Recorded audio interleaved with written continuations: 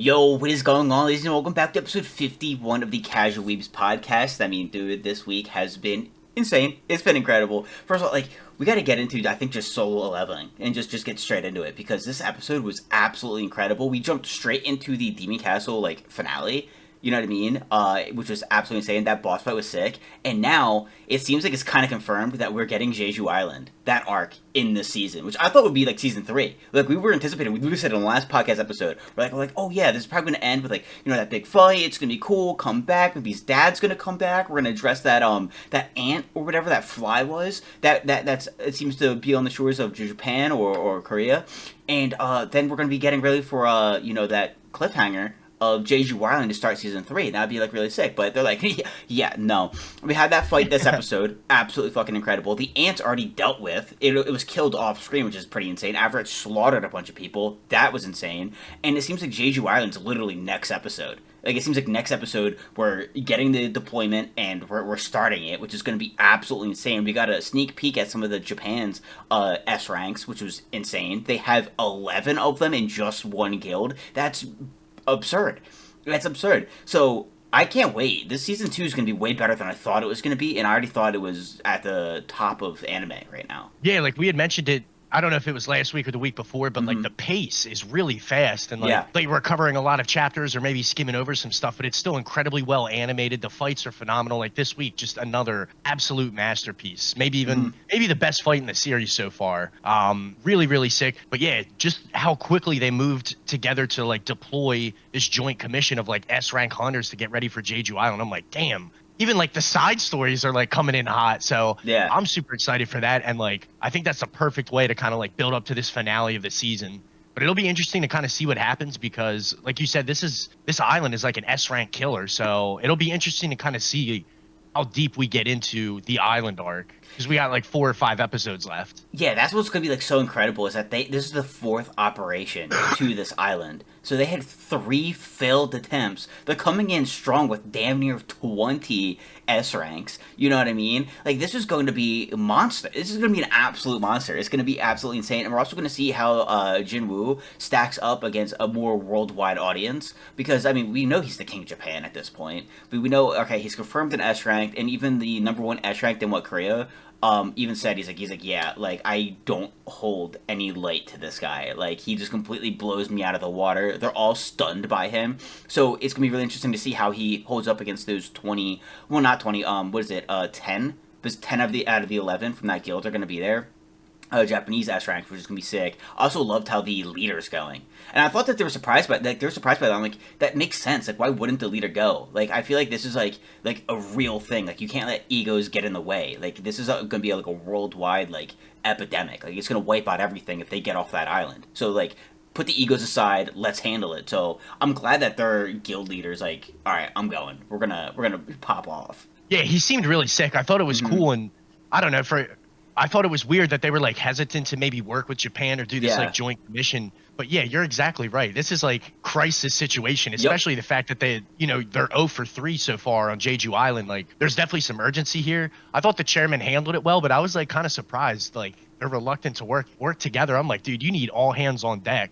So obviously somebody will be getting in touch with Jinwoo too. And you're right. It'll be cool to see how he stacks up against, these other elite hunters. Because we've kind of seen what some of the other ones can do that we've been introduced to, but yeah, all the guild masters are the best. You know what I mean? The one guy's the ultimate weapon, so to speak. So it doesn't make sounds silly. Doesn't really surprise me.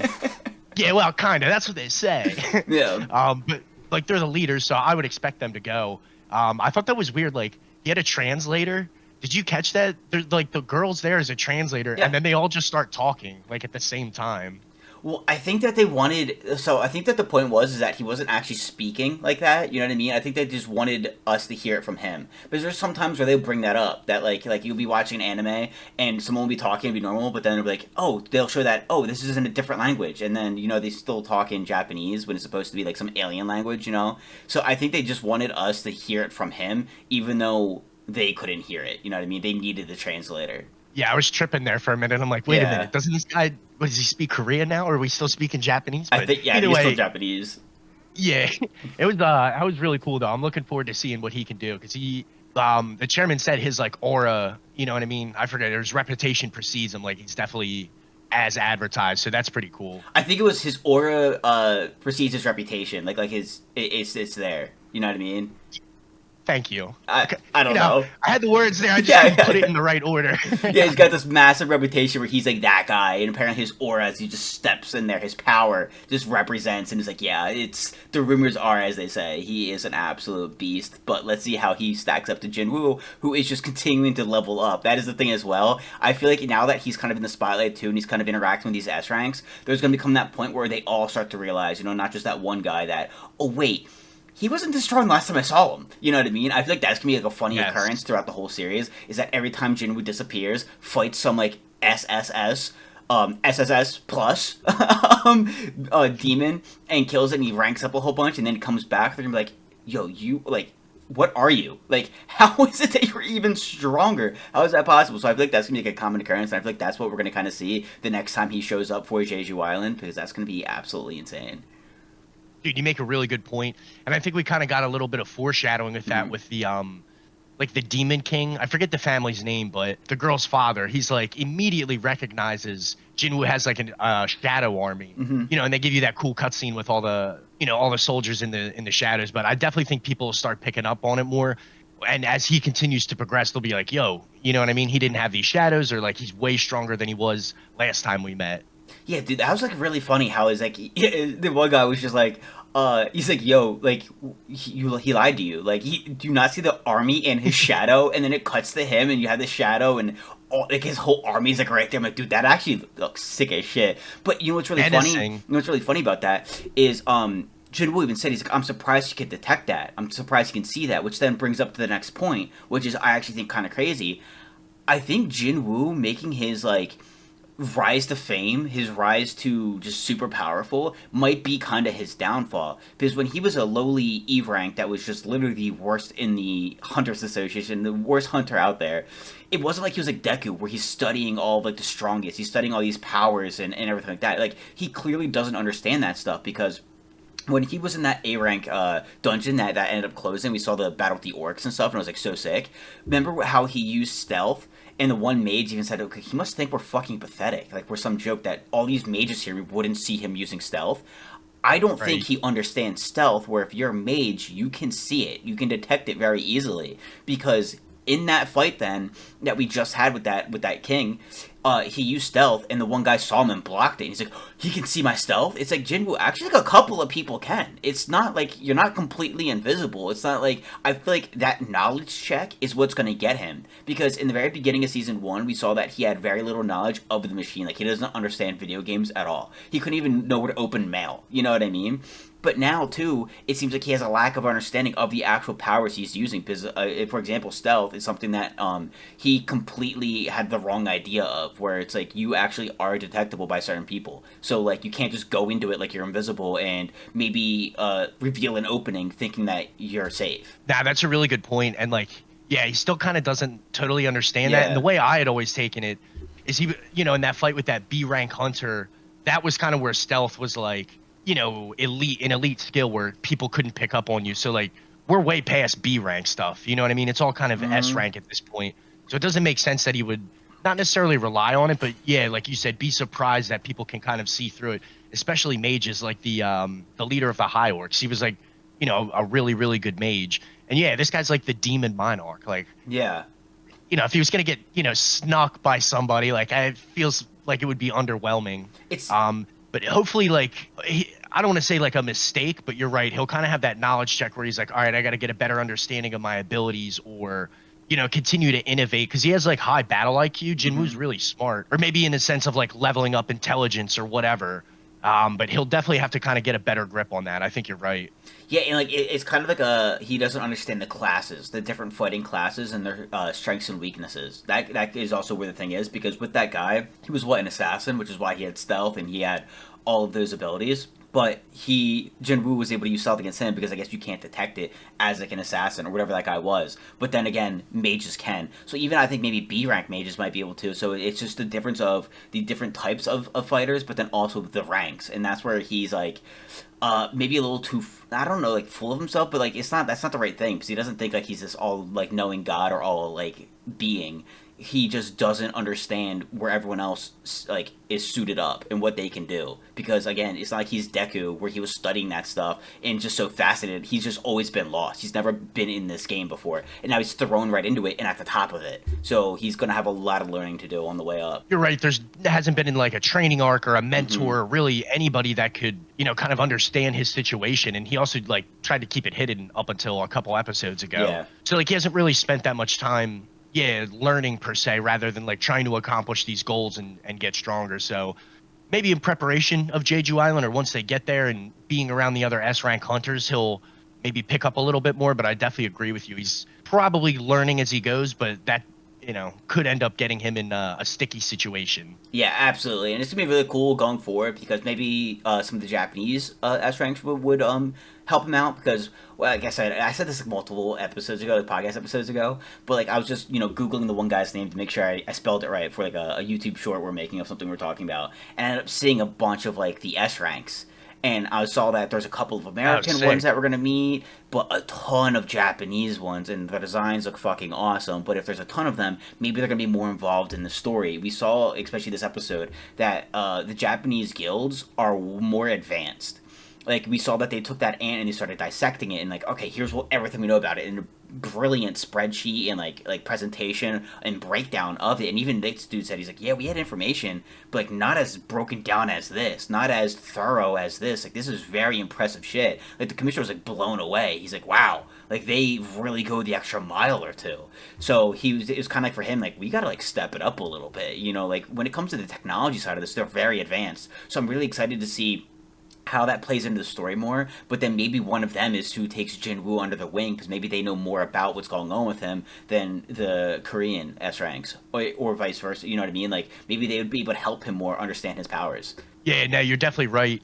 And they're like putting a big emphasis on them as a part of this upcoming arc. So I'm Mm-hmm. sure we'll get, a good amount of screen time with them. And obviously with Jinwoo being the main character, he'll probably pick up some tricks or some lore, something Mm-hmm. about it, which I'm looking forward to too. But also like just the badassness of it. Like there's so many cool S ranks. Like the fact that we're gonna meet some more is really sick. And like Mm-hmm. even just the way like the whole fight ended with Jinwoo and the Demon Monarch, like that punch, you know what I mean? Like so cool. Like it just doesn't miss. So I'm sure whoever we meet next in the story will be very sick. You know what's badass about that? He's like, all right, let's test out what is the rolling hand. Is it was what it was called?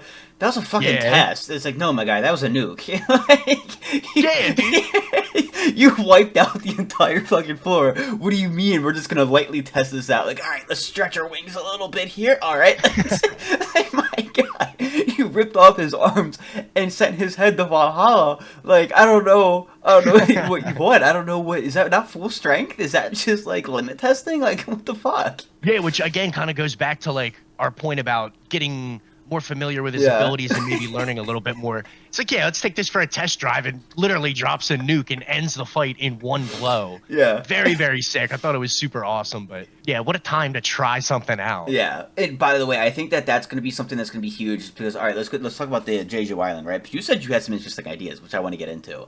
But they were talking about, and the Japanese guy was talking about, he's like, listen, what we know about the ants is they're attracted to power, right? So what we're going to do is we're going to have Yes. all of our S ranks, we're going to have them on the outskirts and put them at certain spots where we can attract most of them, and then you guys go in and go for the queen. How much do we want to bet that Jinwoo is going to be the strongest guy there and is going to attract every fucking ant on that island? Literally read my mind. I feel Yeah. like my guess is that things will immediately go south. Like they won't be able to just plan something out and execute it like Mhm. that. Like the strength will be overwhelming. And the fact that we know at least the red-haired guy, I think Choi is his name. Yeah. He's already been there before and they failed. You know what I mean? People died. So like there is some limitations to what like the S ranks can do. Jinwoo will definitely be above that. And they've already said a bunch of times that, he's going to be the strongest one there. So yeah, I think it'll be on Jinwoo to kind of lead the charge and like whatever they have to do to adapt the plan. It'll revolve around Jinwoo and yeah, getting him to the queen, which obviously sets up, him getting way stronger and pulling off, a crazy feat. Well, that's what I can't wait because I even think this is going to test Jinwoo's limits, where he's actually going to have to rely on some of the other S ranks. So watching him work together with some other fucking badasses is going to be sick, especially when they're pushed to their limit. But I just can't wait for that moment where, we're like, all right, guys, here's the plan, it's gonna work well. We have all these S ranks on the sides, they're gonna track the ants. Jinwoo steps up and he's like, alright, let's flex the aura. And they're like, oh fuck. It's just like a beacon. Or it's like, come here, everybody, you know what I mean? And like they go for the queen, and then they're swarmed by ants because Jinwoo's got like this a massive, immense amount of power. And then everyone's just like, well, fuck. The Japanese S ranks are like, where have you guys been hiding him, huh? Where has he been? But to be fair, it's a great plan, except he's the piece that he's the variable because they don't know about him. You know what I mean? He just became an S rank. I doubt the Japanese S ranks know about him. You know what I mean? I doubt he's on anybody's radar. He wasn't even on Korea's radar until like what, 3 days ago. You know what I mean? So right. I feel like he's going to step in and be that wild card that fucks everything up because no one's anticipating that amount of power. You know what I mean? Because they didn't like necessarily test how much strength he has. I think they were saying they were going to, but they like didn't show it. You know what I mean? Because like I think everyone still thinks that the ultimate weapon is still the ultimate weapon. And the other S ranks who've been around him kind of get the feeling that he's stronger, but they don't know how strong. We don't know how many steps ahead he is above everybody. You know what I mean? And he's constantly growing too, so it's constantly changing. So I think that that's going to be the problem where they're like, yo, wait, what? This isn't working now because Jinwoo has the strength of 5, 6, 7 of those S ranks, and now they're trying to tank and trying to taunt. You know what I mean? Taunt the ants, get them to draw to towards them, but that's not going to work now. So I feel like it's going to fall apart. There's going to be that insane moment, but I can't wait to see how they adapt and readjust to that, where now they work maybe with the Japanese S ranks, because right now they're still working, you know, in the same, like, what is it, like concert, but like not in the same area. Like the Japanese ones are on the outside drawing the ants while they go in and do the queen in the middle. But now I feel like it's gonna have to all be done at once. So they might work with them, you know what I mean? Alongside them instead of just in 2 different areas. Yeah, and the chairman says like we'll approach, you know, our strategy with that like broader strategy in mind. So like I'm sure they'll come up with something, but yeah, I definitely think you hit the nail right on the head. And that was my idea as well. Like Jinwoo's gonna be a good bit stronger than most of the other S ranks we've been introduced to. And we've already got that from the guy with the sideburns, like kind of recognize that he's not just that strong, he's getting stronger constantly. Yeah.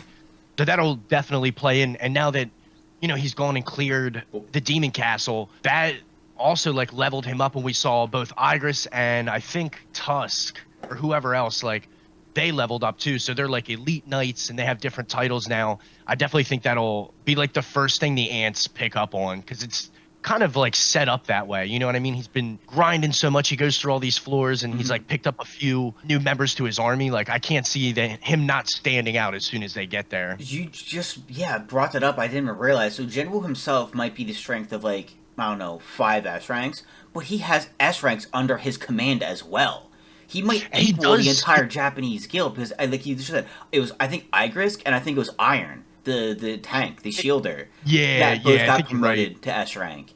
And then I think Tusk has already been in S rank, so there's 3. And then you got to imagine maybe the bear, the general that's a bear. You know what I mean? I think he might be promoted soon to S rank. I think he's at A right now. But like, yeah, that's insane. And Jinwoo does make a comment about that. Like they must be equal to S ranks now. So like it's kind of subtle. Like they don't really hit on it a lot, but there's definitely something to pick up there, and that's a really, really good point. And also like it's totally random. But like the moment like both the armies come together and then you just see the bear come flying over the top, like into the mix, it was like, yo, the bear is like underrated. Igris is sick, but the bear does not give a fuck, dude. He was head first into that shit. The bear's like, dinner! I mean, they can come back. Yeah, they could come back, so I get it, but like he was like, fuck that, just over the top. Really, I don't know, I love it. It's really well done. Like some WWE moment. But that's the cool thing, is that not only is he leveling up, but his army is leveling up. And we kind of just ended it with him ending the fight.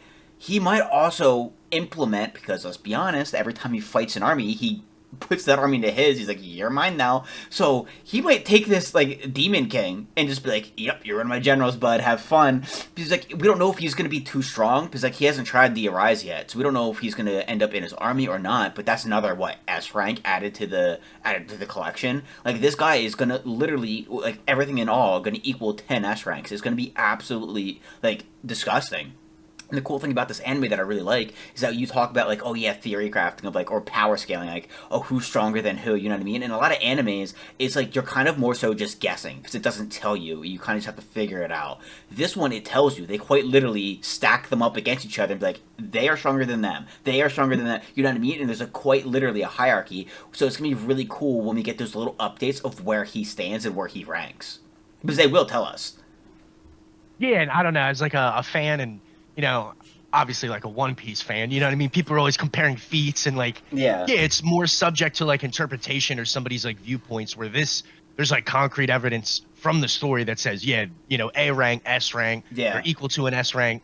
So I think that is really cool. It's just crazy because like he's already got, yeah, basically like a whole squad of S ranks, including himself. Mm-hmm. But like once we go to Jeju Island, it'll be hard to not to envision him being like leagues ahead of even the best S ranks. Yeah, and we got so much lore from the girl.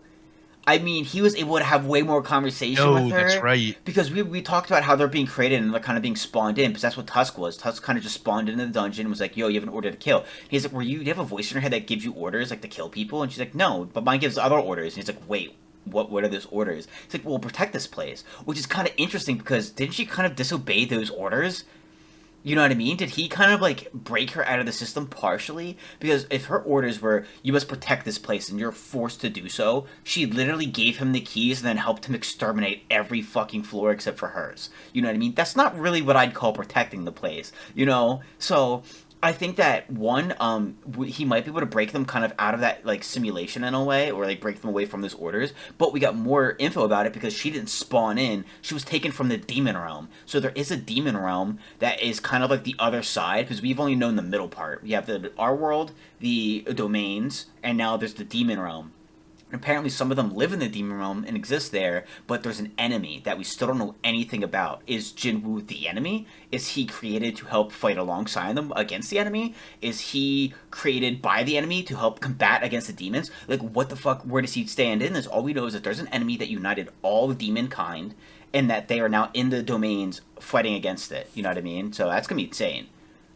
Very good point. Yeah, it just totally cracked open, you know, a whole new set of Mm-hmm. possibilities and races and like, you know, they had talked about that they're preparing for war, they were getting ready to go to war. Like, what's that all about? Yeah. But it obviously has implications that Jinwoo is to take a side. You know what I mean? Whether it's with or against the demons or whoever.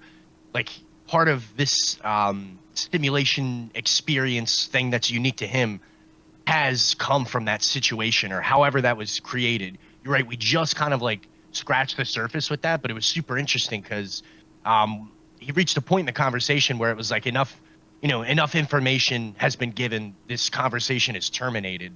So like they're only giving them bits and pieces, but yeah, they really just like cracked open a huge lore bomb with that. Yeah, and it's going to be kind of wondering, are they going to try to find a way to break through the other side of the domain? Because the domain takes them into their world.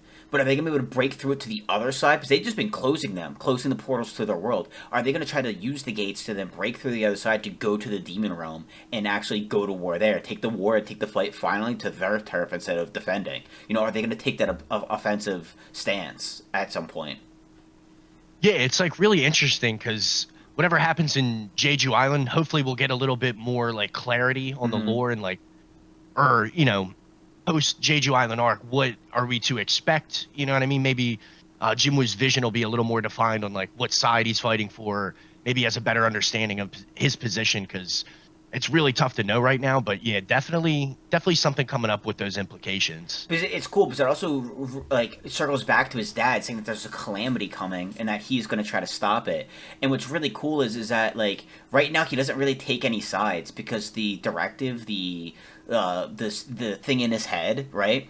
It is telling him both to one slaughter demons like there's no tomorrow. It literally told him to get like what 10,000 souls, and when he first stepped into the demon castle, they're telling him to kill like these high level demons and stuff like that. So you could be like, okay, well the god that gave him the power, it seems like that's the thing that's against them. That's the thing that all demon kind is combining forces to then fight.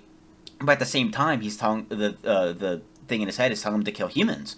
So it's like, Yeah, can he also be the calamity? Is he just in the middle taking on two fucking species, both the demons and the humans? Like, it's so insane to see like what side is he on, where does he actually fit in. We're getting little bits and pieces, and yet we're still so many questions. There's so much we don't know. I cannot wait to dive way more into that. Yeah, just amazing story writing too, to keep unveiling like a bigger, the part Hmm. of a bigger plot. You know what I mean? Is we're 20 some or 20 episodes, I think, into this story. I gotta say, it's like really interesting the way it's unraveling, and it's proved to be like a really, really good story outside of just like the fights and the character design and the action and stuff like that. Yeah, I agree, and I can't wait to see more about that. And what's cool is that solo leveling is completed. I just looked at it, so it is done. We will see the end. I assume they do have a spinoff like Solo Leveling Ragnarok, and I heard it's not nearly as good. My buddy who I know read all of Solo Leveling started Ragnarok and then dropped it, but it's like there is how many chapters? Let's see. There 300 is some? 200 on the dot.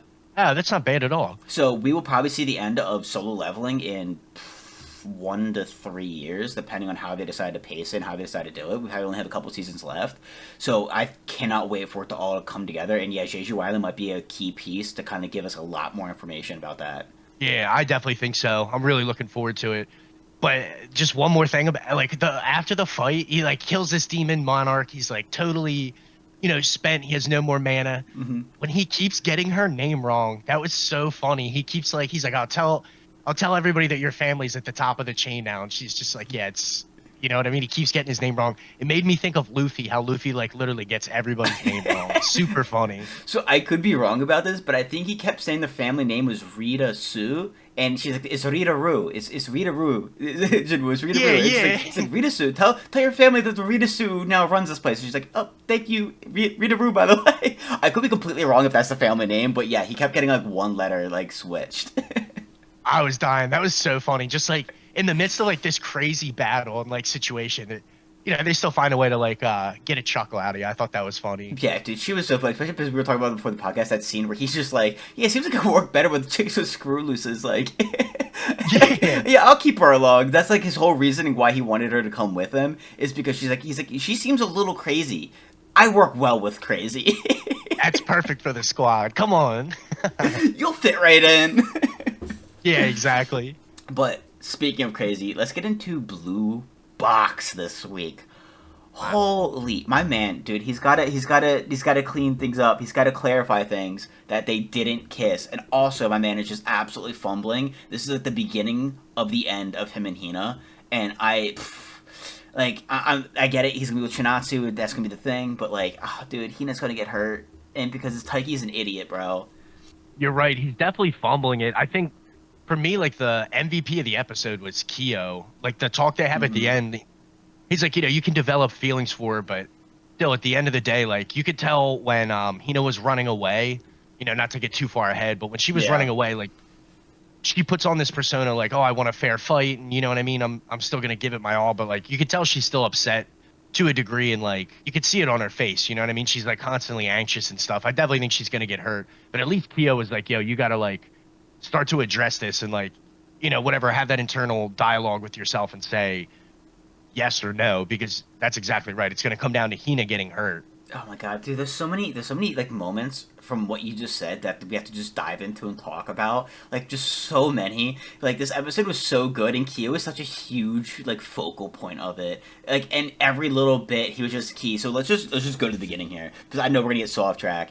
First of all, when he sent Chinatsu the text and she's in the audience and they're talking about it like yeah, like everyone's just here for Hina and Haru was just like yeah, I wouldn't be here unless I knew somebody in it. And that's when Chinatsu was like, oh well, actually Taiki's in it. He's the prince, and they're like the two guys are like. Really? Like they were just so like Yeah. bored, and then they're like, "Yo, get the camera! This is fucking awesome." Their reactions throughout this whole thing were just so funny because they were just so amused and Taiki just like fumbling and just like embarrassing himself on stage. They're like, actually, this is so glad we came, so glad we got to witness this. But yeah, so they that scene was like really really funny. But then he kind of goes through. He does his lines. He fumbles hard in the beginning of this play, but at the end of the play, when that confetti ball falls on him, was absolutely insane. And of course, Shinatsu definitely thinks that they kissed.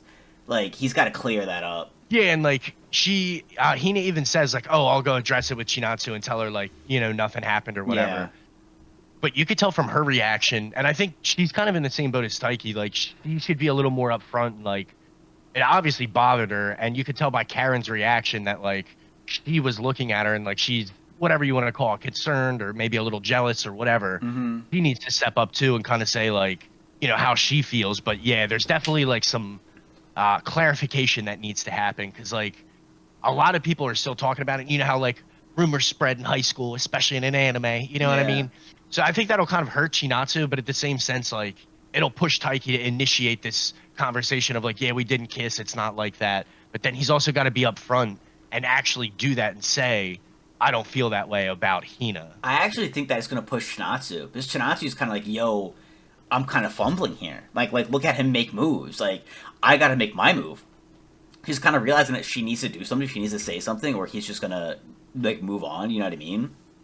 And I feel like now that's going to kind of push her to actually like do something, you know what I mean? Because now she's literally seeing that like, oh wow, she really is a threat and I really need to do something or he's just going to be gone. You know what I mean? I think we kind of like, we still don't know what she said at the concert, but that could have been one of the reasons that kind of pushed her to say something like that. You know what I mean? You can tell that she's like, the more that him and Hina get close and it's kind of being shown and the rumors of them dating keep growing, Chinatsu starts making more and more moves, whether it's to spend time with him, whether it's to be seen around with him, whether it's to like just talk to him. So I feel like that this is gonna be something that like kind of like upset her. She's like, oh, you never want to see something like that. But it's also be something that pushes her to be like, yo, I gotta like make my move in this relationship like soon, or he's just gonna date Hina.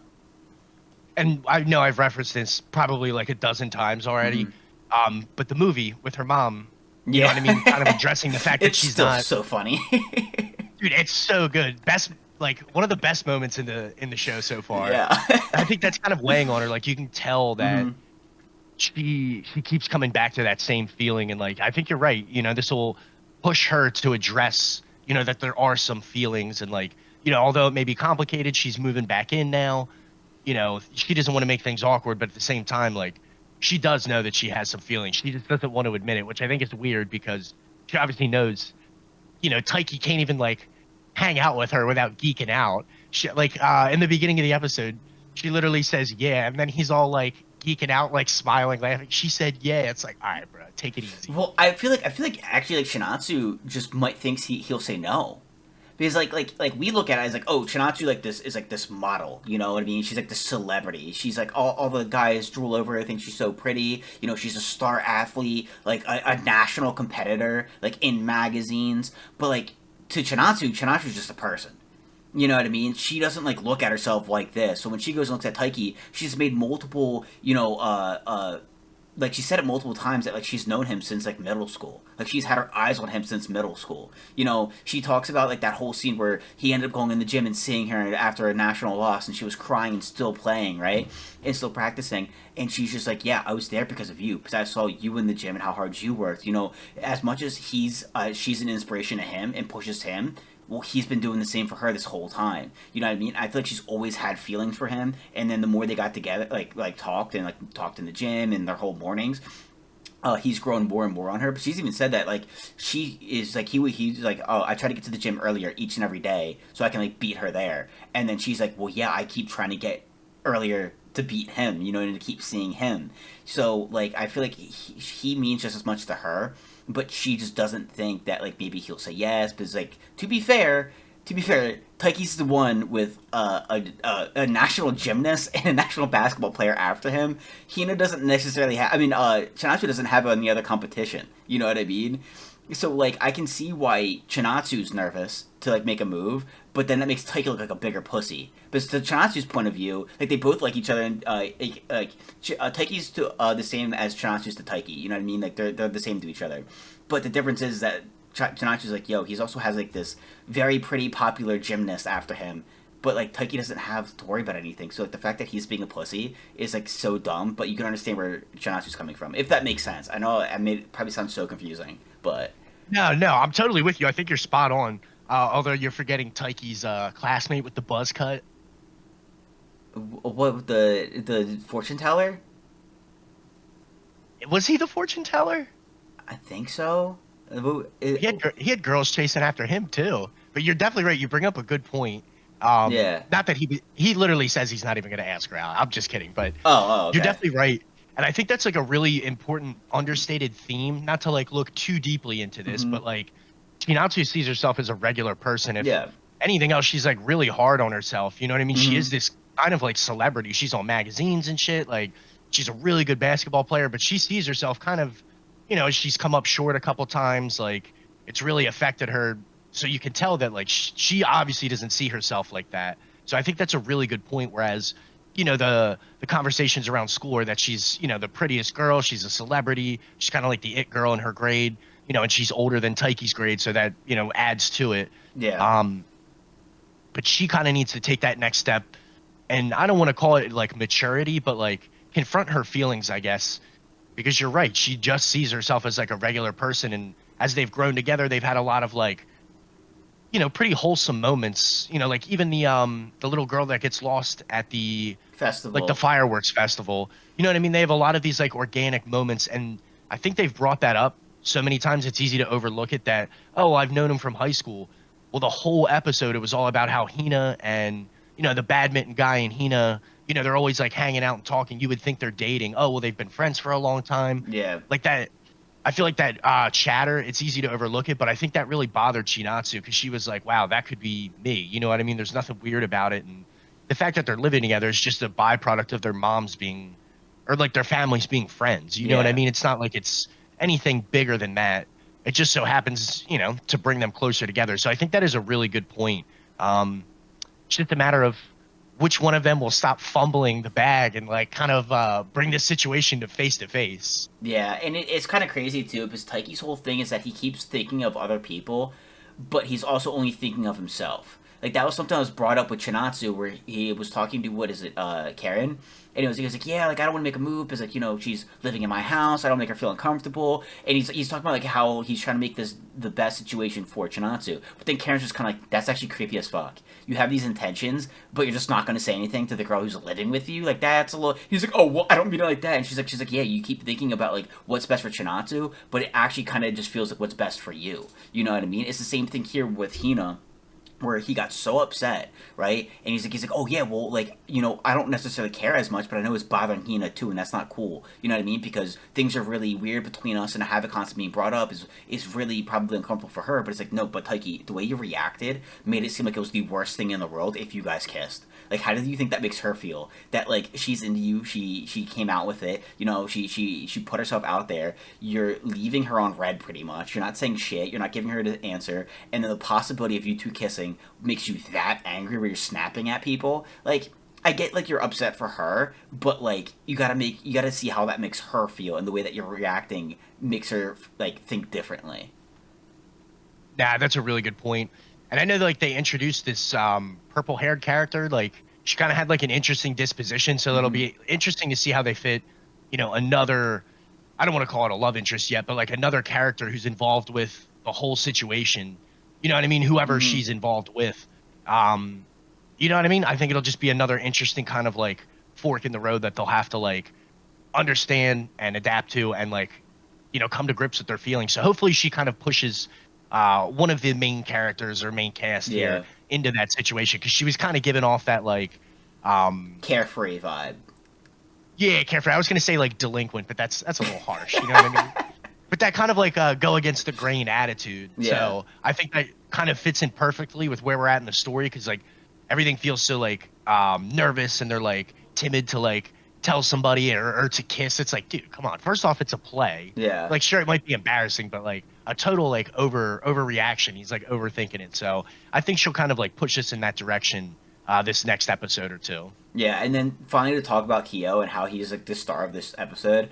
The first thing was him changing the play. He's the one who changed the play so the prince and princess meet earlier because he's like, yeah, it's creepy as fuck that they meet for 5 minutes. He kisses her and then they get married. So I feel like he's so fucking funny for that. You know what I mean? He's like, yeah, this actually prince Yeah. seems like a fucking creep. Let's change it, right? So Kyo's got pulled. He then was talking with the guy because like to him it became something that he fixated on. He was like, oh yeah, well what's the difference between a friend and a lover? You know what I mean? And they're talking about it. He's like, we should quiet down. He's like, yeah, the audience will probably hear us. And he's like, yeah. Also, Taiki, who's right in front of us, can hear us. So he's like, what are you guys talking about? He's like, shut the fuck up. Kyo literally was like, mind your business. He's like, oh, you're leaving me out. So And he's like, good. all right, I gotta learn my lines anyways. And then third, when they were talking after the play, how Kyo, he was kind of just talking about, yeah, it's like obvious that you like Chinatsu, like 100% you like her without a question of the doubt. But at this point, with how forward Hina's been, I'm surprised you don't even like her, maybe even 30%. With how forward she's being and how like the moves she's been advancing, hasn't made you feel anything. Like I thought it'd just be like 30%. Taiki's looking at it as like he like it's like to equal 100, but like Kyo meant it as just like, yeah, you 100% like her, and you might possibly like the other girl. And the way that Taiki needed to like make that make sense was with coffee. That was so fucking funny. He got the mug and he's like, all right, yeah, okay, but 100% coffee. He's like, all right, 30% milk. He's like, oh, delicious. And it's like, Taiki, you're so fucking dumb, bro. Like, I don't know how you have these girls fighting for you and Kyo is just lonely. Like, it just doesn't make sense, bro. Like, I need justice for Kyo, and like Taiki, he's winning too much. Like, this isn't fair.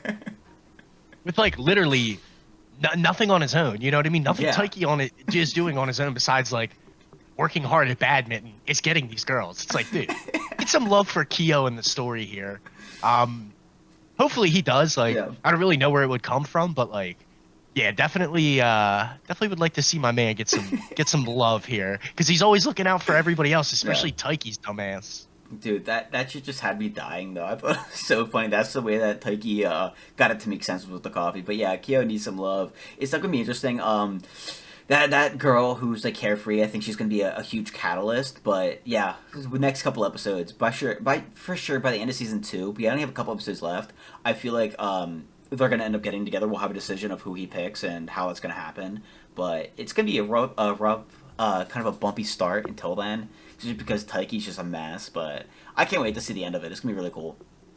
Yeah, me too. I think these next like 2 episodes are going to be super important. Mm-hmm. But yeah, we'll definitely get like a really big moment before the end of the season. I'm here for it. Very, very good episode. Yeah, speaking of, like big moments and stuff, Sakamoto Days, bro, that shit broke my heart when Lou said that to Shin, and Shin was just kind of like, all right, bet. All right, cool, and just left. Where he's just like, where she's like, how can I like ever feel comfortable around you when you like always hear my thoughts? And then Shin was just like, all right, yep, cool, because like they kind of have that like sibling kind of vibe, and you can tell that Lou means a ton to Shin. And like the way they sometimes act, I'm like, is there gonna be something there? But I don't think there will. But like, is there gonna be something there? But yeah, Shin ended up just like walking away, and then Lou gets kidnapped because they think that she's Shin because she has Shin's apron on. First of all, fucking idiots. Just how can you be that dumb? Like looking at the picture, it's a blonde boy. Oh, redhead girl. Same person. Same person. Like, bro, so dumb. But he ends up saying all that fucked up shit about Shin and how he was like an experiment and a lab rat pretty much as a kid growing up. And like, oh yeah, he would never have friends. He's a freak. And then Lou realized what she said and got so upset. Like, dude, what a touching and like an impactful moment. I was like, damn. That broke my heart. Yeah, like kind of gives us some backstory on like how Shin came to be like in a clairvoyant. And it kind of makes you like think about it. Because yeah, like Lou says it kind of like casually, even though she might not mean it. She was just like kind of being spiteful, like, siblings do. Yeah. But Shin obviously is like really self-conscious about it, so it's not the first time he's heard that or like felt that. But yeah, he's like grown up in a really rough situation, and even Sakamoto kind of recognizes it, which to me would kind of make sense as to why. I forget how old Shin is. I don't know if they specify it, but he's like a teenager, 24, right? 25. Sakamoto's like 28, and I think Lou is 19. Okay, so like he's a little older. Yeah. But still, like, he's younger than Sakamoto. It kind of makes me understand like why he would empathize with Shin because he's had it rough, and it doesn't seem like his parents are around or anything. Yeah. Because he's growing up in a lab with, some pretty dumb scientists. The guy's like, "Sir, I think you have the gender wrong." He's like, nope. Name tag says Shin. What more do you need?" They actually weren't scientists. So those guys, they were from the Hitmen squad. Yeah, right? they were the Hitmen squad that took over the lab. Okay, yeah, and like everybody recognizes Shin there, so like, I don't know. It'll be interesting to kind of see if we get some more of his backstory or how deep they get into it. Because I mean, it is still really early, but yeah, it was kind of like the first time we get anything more than just like Shin and Sakamoto in the old days. Yeah, getting their backstory is always a cool because, like I said, whenever I like because I always worry I misspell things, especially because like there's so many variations of a lot of these names and like they're foreign names, like I'm not used to them. So I always would go and Yeah. they just search them up to make sure I spell stuff right, and that's why I ended up finding out about their ages because like the wikis pop up and like you always find out these little cool little tidbits about them, and that kind of stuff is just so cool and so fascinating and kind of like brings up a lot of stuff, but it sucks because it also spoils a lot of time. But like I saw some things where it's like, yeah, I can't wait to like learn more about them because like they do have very interesting backstories and it really makes them who they are. You know what I mean? So like, and it's so cool how Sakamoto and Lou both handled it differently. Finding out like Lou got very upset. And was like, oh shit, this is his life. This is how he grew up. Like that's fucked. And you can tell that she's about to learn a lot more, but she's actually imprisoned with like technically kind of like Shin's dad. We kind of saw from that one little flashback of Shin that like the lead researcher actually really meant a lot to him, and he like raised him pretty much. So I have a feeling that it's gonna come out that Lou knows Shin and he's gonna be like, oh, you know him, like how is he? This is how he used to be growing up. We're about to learn a lot more from that. But seeing how defensive Lou got for him, just shows how close they've gotten in such a short time. And same thing with Sakamoto, where like they used to work together all the time. You know what I mean? Like we forget that in episode one, Shin talks about how they used to be a duo. They used to work together and do jobs, which is why Shin looked up to Sakamoto so much and wanted to find him and bring him back to the game. And the way that he like kind of realizes it, and like Sakamoto doesn't like he lets Shin dictate what they're gonna do. You know what I mean? He's like, do you like this place? You want to protect this place? He's like, all right, we'll take care of that. He's like, you want to destroy it or protect it? I'm down for either. You say the word, I'll burn this place to the fucking ground, or we'll clean the trash and make it a respectable place again. So that was like a really wholesome, just they're becoming more and more like a family, and like this was an episode where like it really kind of highlighted that and kind of showed that. That was such a homey thing to do too. He's Mm-hmm. like, "You want to keep it, so we can burn it to the ground. We can take care of the trash." Like, just goes to show you like what a solid dude Sakamoto is. Mm-hmm. But yeah, it's like you definitely feel bad for Shin. I kind of want to like see how that conversation goes that you were talking about between like the research director and Lou, and I think that'll kind of shed some light on like how our cast feels about each other. You know what I mean? Like Mm-hmm. obviously Sakamoto's going pretty hard for Shin, but we already know that they go way back, so they have a good interaction. But I think it'll be interesting because now the Order is showing up. We I was got about to say Osaragi that. and the other dude. That's like a huge. It's Mm-hmm. kind of like our first, like really serious villain moment as they're Mm-hmm. showing up there. Like it'll be interesting to kind of see how they approach Sakamoto because I'm sure they know both him and Shin because Sakamoto used to work side by side with everybody in the Order. So it'll definitely be interesting. I'm not sure like they know they could kill Sakamoto because if he was the best, you got to think that there's some expectation that like they wouldn't be able to bring him down. Well, Um, it's a confusing situation because like the Order's not the bad guys. The Order is to keep the right. Order within the Assassins. You know what I mean? They're the like what topmost elite that are designed to then take care of like traitors or like people causing shit within the Hitmen organization. Right? So like they're not necessarily bad guys. The reason why they're after Sakamoto is because Sakamoto's been gone all this time. You're not able to just leave. So the way they handle him might differ from member to member because like Nagamo, was that his name, right? It's not like he's after Sakamoto. He would have been after him by now. He would have done something. Like they've had multiple interactions where he's kind of like, hey, for now I'm leaving you alone. So the way that they interact with him is gonna be very interesting. They also might just let him go because right now they're handling the trash that the Order is assigned to do. You know what I mean? Those hitmen have been overrunning and taking over that lab for quite some time, and that's a problem. So they're like, all right, well, that's why they're at the museum. They're like, we have to go take care of this problem, get rid of them, and deal with the trash. And when they meet Sakamoto there, he's already dealt with it. Are they going to choose to be like, all right, you did this for us, we'll pretend like you didn't see you, we'll see you another time? Or are they going to be like, well, you're on our list, we have to take care of you as well. So it's going to be like a very interesting interaction because I don't think they're going to mess with Lou because Lou's isn't a part of this, and Shin's still a part of the organization. It's not like he's straight away, as far as we know. So it's going to be a very interesting dynamic, and see where it's going to be cool to see what happens. Now you're 100% right. We've already gotten interactions with Nagamo Mm-hmm. and Sakamoto. And yes, he does kind of try to kill him, but like, that's how hitmen greet each other Yeah, apparently. it really But is. he's like I, yeah, and he's like very dishonest. He's not like ever really telling the truth to some extent. So like can't totally trust Nagamo, but in the same sense, he's not actively trying to kill Shin, Lu, and Sakamoto. Yeah. So yeah, it's a very like interesting dynamic. But I think you're right. We've had a lot of had a lot of really good guesses. We've had some that were pretty terrible and way Yeah. off, but I think that's a really good guess that like regardless of what they what their interaction is, they're going to take out the trash, they're going to get rid of this crazy researcher because that'll probably end up bringing trouble for the organization itself. So it's kind of like a mutual task that they both take care of, and it's like, all right, you helped us, we helped you, we'll see you another day. Because I really don't think the order's there to kill Sakamoto, but at the same time, that bounty's out, and it's a billion yen, so that could bribe a lot of people either way. So it'll really be interesting to see if they like commit to that, or if your Yeah. prediction is more spot I think on. that they're the ones who put out the bounty because, like I said, like if he comes back, well, then the bounty's gone. But the problem is that he's choosing to stay away, and if you choose to stay away, well, then we're going to just actively try to kill you. And the thing is that you even brought up is that he used to be a part of the order, so he might be friends with them, with some of them, straight up. You know what I mean? Some of them, they just might not want to fight him. Because they're like, hey, dude, we've worked with you for a long time. We know your power. We'll pass. Some of them also might hate him because he's worked together with them, and like they just didn't get along. Some of them might be new and just not care. Just might want to do that to help raise their rep. So the interactions he has with each and every one of the order members is going to be completely different, and because he's already had personal relationships with some of them. So I think it's going to be like really really cool anytime you get an interaction with someone from the order. Yeah, that'll definitely be interesting.